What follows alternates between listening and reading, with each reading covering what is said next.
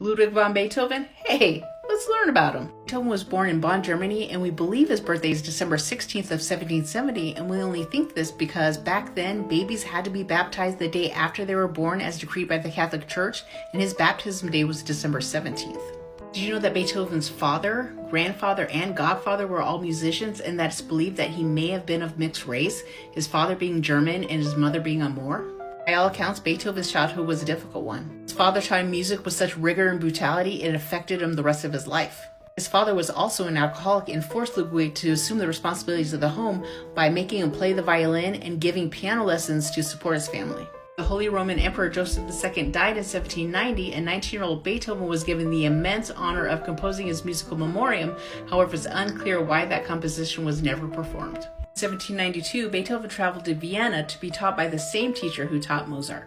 At the age of 25, Beethoven would compose his first well-received works called Pathetic and Moonlight, and this would allow him to set up his own concerts as a professional composer. His style perfectly combined classicism and romanticism, which the clergy, nobility, and the court loved. Now, at this time, Beethoven was experiencing a loss in auditory capacity that would in time become total deafness. And even when he was completely deaf, he was still able to compose the greatest symphonies in history.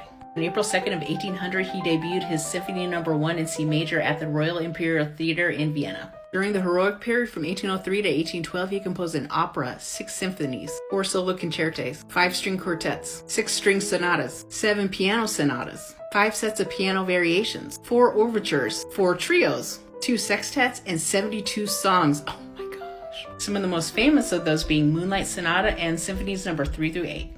Around 1808, Vienna and Europe celebrated his 5th symphony, which would be his most supreme work. In 1824, after already composing 8 symphonies, he premiered his glorious and magnificent 9th symphony. The fact that Beethoven created and composed some of the most beautiful music in history, all while deaf, is a feat of creative genius that most people today couldn't pull off. Ludwig von Beethoven would pass away in Vienna on March 26 of 1827 at the age of 57 due to cirrhosis of the liver.